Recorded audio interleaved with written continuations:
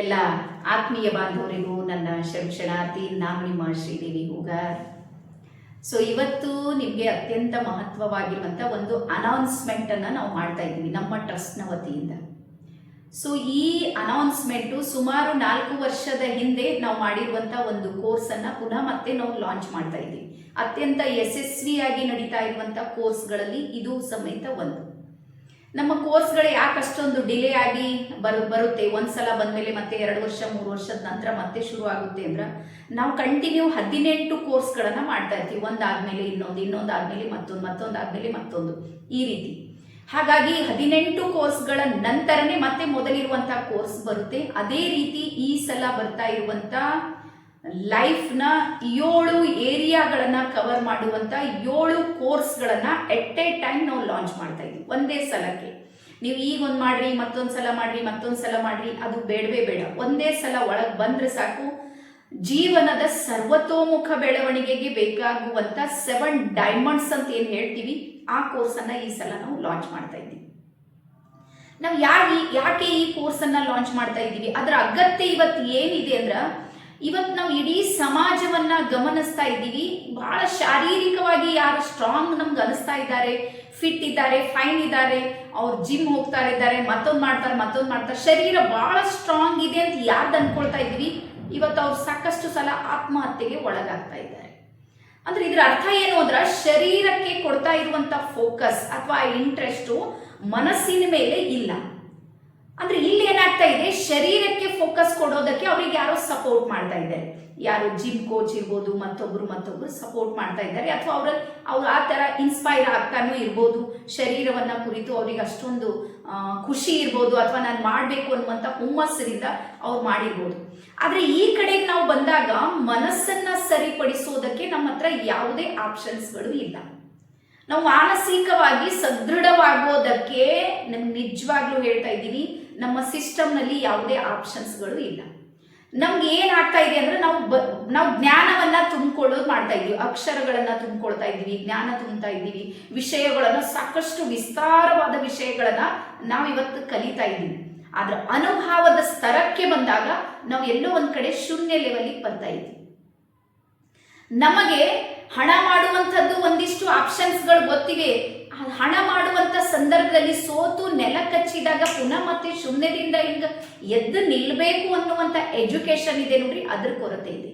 So ಹಾಗಾಗಿ ಇಲ್ಲಿ ಮಾನಸಿಕವಾಗಿ ಸದೃಢ ಆದಾಗ ಮಾತ್ರ ಜೀವನವನ್ನ ಎದುರಿಸೋದಕ್ಕೆ ಸಾಧ್ಯ ಆಗುತ್ತೆ. ಹಾಗಾಗಿ ಜೀವನ ಕೌಶಲ್ಯಗಳು ಯಾವ ರೀತಿ ಬೇಕು ಅನ್ನುವಂಥದ್ದನ್ನ ಈ ಒಂದು ನಮ್ಮ ಟಾಪಿಕ್ ನಲ್ಲಿ ನೀವು ಕಲಿತೀರಿ. ಅದಾದ ನಂತರ ನೆಕ್ಸ್ಟ್ ಬರುತ್ತೆ ರಿಲೇಶನ್ಶಿಪ್. ಎಲ್ಲಾನು ಓಕೆ ಇದೆ, ಎಲ್ಲಾನು ಬೆಸ್ಟ್ ಇದೆ, ವಾವ್ ಇದೆ, ಗುಡ್ ಇದೆ, ಎಲ್ಲಾನು ಇದೆ. ಆದ್ರೆ ಮನೆಯಲ್ಲಿ ಒಬ್ಬರು ನೋಡಿದ್ರು ಒಬ್ರು ನೀವು ಮಾತಾಡ್ತಾ ಇಲ್ಲ, ಒಬ್ರದೊಬ್ರಿಗೆ ಅಡ್ಜಸ್ಟ್ಮೆಂಟ್ ಇಲ್ಲ. ನೀವು ಕೇವಲ ಹೊಂದಾಣಿಕೆ ಅಷ್ಟೇ ಮಾಡಿಕೊಂಡು ಅಡ್ಜಸ್ಟ್ಮೆಂಟ್ ಏನು, 1000 ಜನರಲ್ಲಿ ನಾನು ಕಟ್ಕೊಂಡು ಬಂದೀನಿ, ನಾನು ಇವ್ರ ಜೊತೆ ಬದುಕಬೇಕು ಅನ್ನುವಂಥ ಮನಸ್ಥಿತಿಯಿಂದ, ಬಹಳಷ್ಟು ನಿರಾಶಾವಾದದಿಂದ ಒಂದು ಚೌಕಟ್ಟಿನಲ್ಲಿ ಬದುಕೋದಿದೆ ನೋಡ್ರಿ, ಅದು ಹ್ಯಾಪಿನೆಸ್ ಕೊಡೋದಿಲ್ಲ. ಆ ರಿಲೇಶನ್ಶಿಪ್ಗೆ ಯಾವುದೇ ವ್ಯಾಲ್ಯೂ ಇಲ್ಲ. ಸೊ ಹಾಗಾಗಿ ಇವತ್ತು ನಾವು ಪ್ರೆಸೆಂಟ್ ಮೂಮೆಂಟ್ ಅಲ್ಲಿ ಏನಾದ್ರೂ ನೋಡಿದ್ರೆ, ಸದ್ಯಕ್ಕಿನ ಪರಿಸ್ಥಿತಿಯನ್ನ ನೋಡಿದ್ರ 100 ವಿವಾಹಗಳಲ್ಲಿ ಸುಮಾರು 60% ವಿವಾಹಗಳಿವೆ ನೋಡ್ರಿ, ಅವು ಮನಸ್ಸಿಲ್ಲದೆ ಇರುವಂತದ್ದು ನಡೀತಾ ಇವೆ. ಆ ರೀತಿ ಅದರಲ್ಲಿ ಅದೆಷ್ಟು ಮತ್ತೆ ಅದರಲ್ಲಿ 50% ಮತ್ತೆ ನಾನು ನಡೆಯೋದಿಲ್ಲ, ನನ್ಗೆ ಆಗೋದಿಲ್ಲ ಅಂತ ಡಿವೋರ್ಸ್ ಸಲುವಾಗಿ ಬರ್ತಾ ಇರುವಂತ ಸಂಖ್ಯೆ ಇವತ್ತು ಬಹಳ ಜಾಸ್ತಿ ಆಗಿದೆ. ಅದಕ್ಕೆ ಬಿಟ್ಟು ಸುಮಾರು 40% ನಮ್ಮ ಹುಡುಗಿಯರ ಹತ್ರ ಮದುವೆನೇ ಆಗ್ಬಾರ್ದು ಅನ್ನುವಂಥ ಮನಸ್ಥಿತಿಯನ್ನ ಅವ್ರು ಕಟ್ಕೊಂಡು ಬಿಡ್ತಾ ಇದ್ದಾರೆ. ರೀಸನ್ ಏನು ಅಂದ್ರೆ, ಈ ರಿಲೇಶನ್ಶಿಪ್ ನಿಭಾಯಿಸೋದು ಬಹಳ ಕಷ್ಟ ಇದೆ ಅನ್ನುವಂಥದ್ದು ಎಲ್ಲೋ ಒಂದ್ ಕಡೆ ಸಬ್ ಕಾನ್ಶಿಯಸ್ ಮೈಂಡ್ ಅಲ್ಲಿ ಸೇವ್ ಆಗ್ಬಿಟ್ಟಿದೆ. ಅದಕ್ಕೆ ಸಾಕಷ್ಟು ಕಾರಣಗಳಿರ್ಬೋದು, ಕುಟುಂಬದ ಸದಸ್ಯರಿರ್ಬೋದು, ಅಥವಾ ರಿಲೇಷನ್ ನಲ್ಲಿ ಯಾರ್ದೋ ಸಮಸ್ಯೆ ಆಗಿರುವಂತದ್ದನ್ನ ಮನಸ್ಸಲ್ಲಿ ಇಟ್ಕೊಂಡಿರ್ಬೋದು, ಫ್ರೆಂಡ್ ಸರ್ಕಲ್ ನಲ್ಲಿ ಏನೋ ಇಂಥದ್ದೊಂದು ಘಟನೆಗಳಾಗಿರುವಂತದ್ದನ್ನ ಮನಸ್ಸಲ್ಲಿ ಇಟ್ಕೊಂಡು ಇವತ್ತು ಮದುವೆನೇ ಆಗ್ಬಾರ್ದು ಅಂತ ಡಿಸೈಡ್ ಮಾಡುವಂತ ಹುಡುಗಿಯರ ಸಂಖ್ಯೆ ಜಾಸ್ತಿ ಆಗ್ತಾ ಇರುವಂತದ್ದನ್ನ ನಾವೆಲ್ಲ ಗಮನಿಸ್ತಾ ಇದ್ದೀವಿ. ಹಾಗಾಗಿ ರಿಲೇಶನ್ಶಿಪ್ ಅಂದ್ರೆ ಅಷ್ಟು ಕಷ್ಟದ್ದಲ್ಲ, ಅದು ಒಂದು ಸುಮಧುರತೆ, ಅದು ಒಂದು ಆತ್ಮೀಯತೆ. ಅದನ್ನ ಕಲಿಯೋದಿದೆ ನೋಡ್ರಿ, ಅದನ್ನು ಲರ್ನಿಂಗ್ ನಲ್ಲಿ ಬಹಳ ಮುಖ್ಯ. ನಾವು ಎಲ್ಲಾನು ನಾವೇ ಪೆಟ್ಟು ತಿಂದು ಕಲಿಬೇಕು ಅಂತ ಏನಿಲ್ಲ, ನಾವು ಅರ್ಥ ಮಾಡಿಕೊಂಡು ಸಮೇತ ಕಲಿಯೋದಕ್ಕೆ ಇಲ್ಲಿ ಅವಕಾಶ ಇದೆ. ಅದಾದ ನಂತರ ನಾವು ಹ್ಯಾಪಿನೆಸ್ ಸಲುವಾಗಿ ನೋಡಿದ್ರೆ, ನಾವು ಏನು ಯೋಚನೆ ಮಾಡಿದೀವಿ, ನಾವು ಮನೆ ಕಟ್ಟರೆ ಬಹಳ ಖುಷಿಯಾಗಿರ್ತೀನಿ. ಹಾಗಾದ್ರೆ ಮನೆ ಕಟ್ಟೋದಕ್ಕೆ ನಿಮಗೆ 10 ವರ್ಷ ಸಮಯ ಬೇಕು ಎಕ್ಸಾಂಪಲ್. ಹಾಗಾದ್ರೆ 10 ವರ್ಷ ಪೂರ್ತಿ ಸೀರಿಯಸ್ ಆಗಿನೇ ಇರೋದಕ್ಕೆ ರೆಡಿ ಇದ್ದೀರಾ? ಟೆನ್ಷನ್ ಮಾಡ್ಕೊಡೋದಕ್ಕೆ ನೀವು ರೆಡಿ ಇದ್ದೀರಾ? ನೋ. ಮನೆ ಕಟ್ಟುವಾಗ ಕಟ್ಟಡ್ರಿ. ಈಗ ಮನಸ್ಸನ್ನ ಕಟ್ಟುವಂತ ಪ್ರಕ್ರಿಯೆ, ಅಲ್ಲಿ ಖುಷಿ ಪಡೋಕೆ ಶುರು ಮಾಡ್ರಿ. ಏನಿದೆ ನಿಮ್ಮ ಹತ್ರ ನೋಡ್ರಿ, ಅದರಿಂದ ನೀವು ಖುಷಿ ಪಟ್ಟಾಗ ಆ ಹ್ಯಾಪಿನೆಸ್ ಅನ್ನುವಂಥದ್ದು, ಹ್ಯಾಪಿ ಹಾರ್ಮೋನ್ಸ್ ಅನ್ನುವಂಥದ್ದು ನಿಮ್ಮಲ್ಲಿ ರಿಲೀಸ್ ಆಗೋದಕ್ಕೆ ಸಾಧ್ಯ ಇದೆ.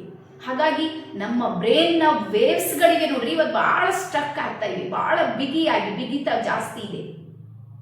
ಬ್ರೈನ್ ಸ್ಟ್ರೋಕ್ ಇವತ್ತು ಯಾಕೆ ಜಾಸ್ತಿ ಆಗಿದೆ ಅಂದ್ರೆ ಎಲ್ಲ ನರಗಳು ಬಿಗಿತಾ ಇವೆ, ಟೆನ್ಷನ್ ಅಷ್ಟೊಂದು ಜಾಸ್ತಿ ಇದೆ, ಡಿಪ್ರೆಷನ್ ಇದೆ, ಎಂಗ್ಸೈಟಿ ಇದೆ. ಮನುಷ್ಯ ತನ್ನನ್ನ ತಾನು ಸಂಭಾಳಿಸಿಕೊಳ್ಳೋದಕ್ಕೆ, ಜೀವನ ಅಂದ್ರೆ ಅಂತ ಸಂಘರ್ಷ ಅಂತೇಳಿ ತಿಳ್ಕೊಂಡ್ಬಿಟ್ಟಿವಿ ನಾವು, ಹೋರಾಟ ಜಾಸ್ತಿ ಇದೆ ಅಂತ ಅನ್ಕೊಂಡಿವಿ, ಕಷ್ಟನೇ ಇದೆ ಜೀವನ ಅನ್ನುವಂಥದ್ದನ್ನ ಡಿಸೈಡ್ ಮಾಡ್ಬಿಟ್ಟಿವಿ. ಹಾಗಾಗಿ ಹ್ಯಾಪಿನೆಸ್ ಅನ್ನುವಂಥದ್ದು ಇದೆ ನೋಡ್ರಿ, ಅದು ಜೀವನದ ಒಂದು ಭಾಗ. ಹಾಗಾಗಿ ನಾವು ಬಾಲ್ಯದಲ್ಲಿದ್ದಾಗ ಎ ಪಾರ್ಟ್ ಮತ್ತೆ ಬಿ ಪಾರ್ಟ್ ಅಂತ 2 ಪಾರ್ಟ್ಗಳು ನಮ್ಗೆ ಕಲಿಸ್ತಾ ಇದ್ರು. ಬಿ ಪಾರ್ಟ್ ನಮಗೆ ಫೈನಾನ್ಸಿಯಲ್ ಗ್ರೋತ್ ಮಾಡೋದಕ್ಕೆ ನಮ್ಗೆ ಸಪೋರ್ಟ್ ಮಾಡ್ತಾ ಇರಲಿಲ್ಲ, ಬಟ್ ಆತ್ಮಕ್ಕೆ ಬಹಳ ಖುಷಿ ಕೊಡುವಂತ ಒಂದು ಕಲಿಕೆ, ಒಂದು ಲರ್ನಿಂಗ್ ಅನ್ನ ನಾವು ಮಾಡಿದ್ವಿ. ಸೊ ಹಾಗಾಗಿ ಹ್ಯಾಪಿನೆಸ್ ಅನ್ನುವಂಥದ್ದು ಬಹಳ ಮುಖ್ಯ. ಹಾಗಾಗಿ HRCM ಎಲ್ಲಾ ಭಾಗದಲ್ಲೂ ಸಮೇತ ನೀವೇನಾದ್ರೂ ಬಿಲ್ಡ್ ಆಗಬೇಕು, ಡೆವಲಪ್ ಆಗ್ಬೇಕಾದ್ರೂ ನಿಮ್ಮನ್ನ ನೀವು ಏನ್ ಮಾಡ್ಕೊಳ್ಬೇಕಾದ್ರೆ ಪುಷ್ ಮಾಡ್ಬೇಕಾಗುತ್ತೆ. ನಿಮ್ಮ ಜೊತೆಗೆ ಒಬ್ಬ ಕೋಚ್ನ ಅಗತ್ಯ ಇದೆ. ಇವತ್ತು ನಾವು ಲೈಫ್ ನಲ್ಲಿ ಯಾರನ್ನ ಬೇಕಾದ್ರೆ ಸಕ್ಸಸ್ಫುಲ್ ವ್ಯಕ್ತಿಗಳನ್ನ ತಗೊಳ್ರಿ, ಅವ್ರ ಹತ್ರ ಒಬ್ಬರು ಕೋಚ್ ಇದ್ದಾರೆ. ಸಚಿನ್ ತೆಂಡೂಲ್ಕರ್ ಒಬ್ಬರೇ ಸಚಿನ್ ತೆಂಡೂಲ್ಕರ್ ಆಗ್ಲಿಲ್ಲ, ರಮಾಕಾಂತ್ ಆಚ್ರೆ ಅವರು ಅವರನ್ನ ಕೋಚ್ ಮಾಡಿದ್ರು. ರಾಮ ಆಗೋಕ್ಕಿಂತ ಮುಂಚೆ ಋಷಿ ವಶಿಷ್ಠರು ಅವರನ್ನ ಸಪೋರ್ಟ್ ಮಾಡಿರುವಂತದ್ದನ್ನ ನಾವು ನೋಡ್ತೀವಿ. ಪ್ರತಿಯೊಂದು ವಿವೇಕಾನಂದರು ಇಡೀ ವಿಶ್ವವನ್ನ ಪರ್ಯಟನೆ ಮಾಡುವುದರ ಹಿಂದೆ ರಾಮಕೃಷ್ಣ ಪರಮಹಂಸರ ಒಂದು ಆಶೀರ್ವಾದ, ಅವ್ರ ಗೈಡೆನ್ಸ್ ಸಮೇತ ಇಲ್ಲಿ ಕೆಲಸ ಮಾಡಿದ್ರು. ಹಾಗಾಗಿ ಇವತ್ತು ನಾವು ಏನೋ ಒಂದಿಷ್ಟು ಫೀಸ್ ಕಟ್ಟಬೇಕಲ್ಲ ಅನ್ನುವಂಥ ಒಂದೇ ಒಂದು ಕಾರಣಕ್ಕೆ ಕೋಚನ್ನ ಕುರಿತು ನಾವು ಅಷ್ಟೊಂದು ಸೀರಿಯಸ್ ಆಗಿ ತಗೊಳ್ತಾ ಇಲ್ಲ. ನಾವೇ ಹೋರಾಟ ಮಾಡ್ತೀವಿ, ನಾವೇ ಗೆಲ್ತೀವಿ. ಬೇಕಾದ್ರೆ ನೋಡ್ರಿ, ಯಾರ ಹತ್ರ ಕೋಚ್ ಇದ್ದಾರೆ ಅವ್ರ ಗ್ರೋತ್ ಝೋನು ನೋಡ್ರಿ, ಯಾರ ಹತ್ರ ಕೋಚ್ ಇಲ್ಲ ಅವ್ರ ಗ್ರೋತ್ ಝೋನು, ಎರಡನ್ನ ನೀವು ಕಂಪ್ಯಾರಿಸನ್ ಮಾಡಿ ನೋಡ್ರಿ. 10 ಟೈಮ್ ಗ್ರೋತ್ ಇರುವಂತದ್ದನ್ನ ಕೋಚ್ ಇರುವಂತ ಒಂದು ಟೀಮ್ ನಲ್ಲಿ ನಿಮಗೆ ಕಾಣುತ್ತೆ. ಸೊ ಹಾಗಾಗಿ ಈ ಸಲ 7 ವಾರಗಳ ಅತ್ಯಂತ ದೊಡ್ಡದಾಗಿರುವಂತಹ ಕೋರ್ಸ್ ಅನ್ನ ನಾವು ತಗೊಂಡು ಬರ್ತಾ ಇದ್ದೀವಿ. ಅದ್ರ ಜೊತೆಗೆ ಬಹಳಷ್ಟು ಬೋನಸ್ ಕೋರ್ಸ್ಗಳು ಇವೆ. ಇವತ್ತು ರಾತ್ರಿ 9 ರಿಂದ 10 ಗಂಟೆ ತನಕ ಸ್ಪೆಷಲ್ ಕ್ಲಾಸ್ ಇದೆ ನಮ್ದು. ಆ ಕ್ಲಾಸ್ ಅನ್ನ ನೀವು ಯಾರು ಅಟೆಂಡ್ ಮಾಡ್ತೀರಿ ಅವ್ರಿಗೆ ಮಾತ್ರ ಇದ್ರ ಬೆನಿಫಿಟ್ ಸಿಗುತ್ತೆ ಅಂತ ಹೇಳ್ತಾ, ನಿಮ್ಮ ಪರಿವರ್ತನೆ ನೀವೇ ಮಾಡ್ಕೊಳ್ಬೇಕು. ಯಾಕಂದ್ರೆ ನಿಮ್ಮ ಜೀವನದ ಶಿಲ್ಪಿ ನೀವೇ ಇದ್ದೀರಿ ಅನ್ನುವಂಥ ವಿಷಯವನ್ನ ಹೇಳ್ತಾ ನನ್ನ ವಿಚಾರಕ್ಕೆ ವಿರಾಮ ಕೊಡ್ತೀನಿ. ಎಲ್ಲರಿಗೂ ಶರಣಾರ್ಥಿ. ಧನ್ಯವಾದ.